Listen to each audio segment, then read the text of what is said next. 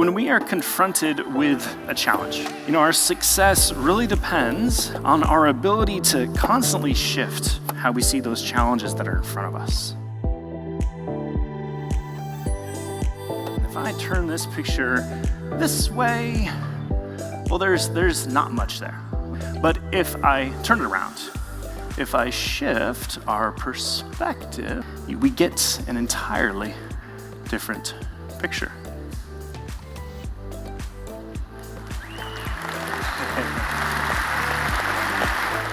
The Rockefeller Foundation commissioned acclaimed American artist Phil Hansen to interpret the art of philanthropy.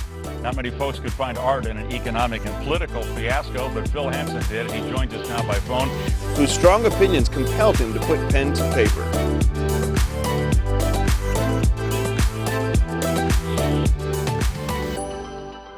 Phil Hansen almost bailed on a promising career as an artist when he developed a shake in his hand during art school.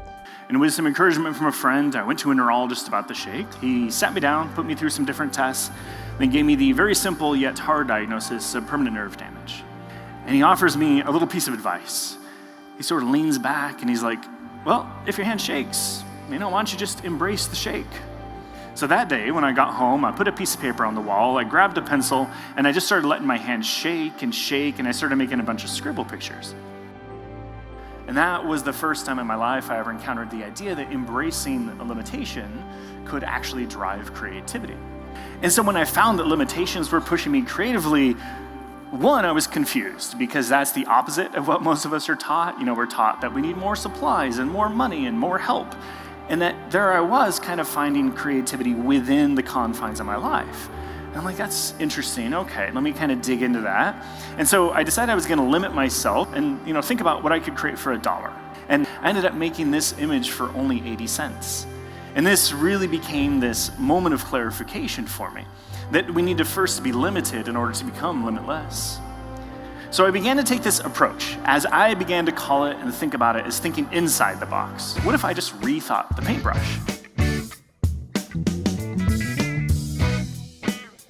What if instead of relying on myself to create all aspects of the art, what if I had to rely on other people to help create the content? What if I just destroyed all the art that I had? So instead of telling each other, as we so often do in this society, to seize the day, I think it's really important that instead we try to remind ourselves every day to seize the limitation.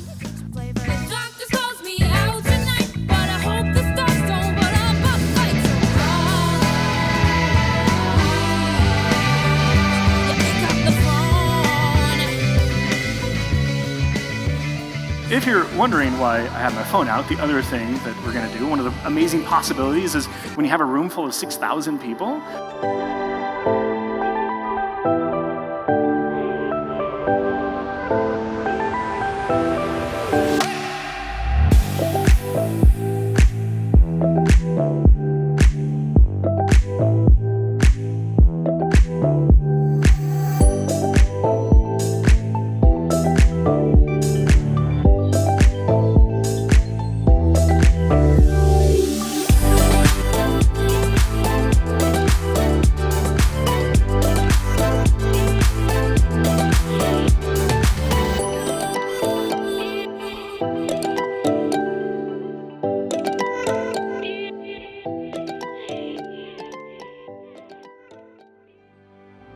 we don't need to look on the outside for help, as we so often do. We need to bring that reflection back inwards and look at our own internal resources. And I think there's probably one thing initially that almost all of us in this room have in common. And that is that when we run into that obstacle, that thing that's preventing us from moving forward, we so often look on the outside for help. We tend to believe that we need more people to get the job done, maybe more tools, the right tools, or when times are good, we want more money. It's a very natural tendency because when times are good, we often can rely on things like more people, more money, and more tools. And so we build this habit of counting on external resources. But what happens when those resources become scarce? That is when many of us tend to go into a holding pattern until things flow again. Like maybe even way back in the last recession or any sort of local downturn, any sort of point of struggle, so many people, so many individuals, all of us, and even businesses decide to just wait it out. But what's so dangerous about waiting is we end up diverting our attention to the lack of resources. And this creates this habit of noticing things that are out of our control, rather than the things we can control. And if you think about it, it's actually the challenging times that give us far more potential for success, to stand out from those around us. And it's in those challenging times that we must recognize that we rely far too much on the external resources, when the most valuable resources we have are within us. Our internal resources, our creativity, our adaptability, our resilience.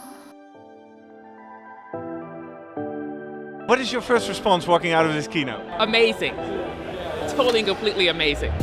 If you have a blank open canvas and a million options, it can feel stifling and you don't know how to get started. So just put yourself in a box and then see what you can do there. And it made me change the way I look at everything that I do professionally, like writing budgets. Just continue to be creative in your thought process. In our line of work, we always have to embrace change, difficulties, and Murphy's Law. Sometimes those can be limiting, but if you look at them as being an opportunity, then that's the message. Embrace your limitations.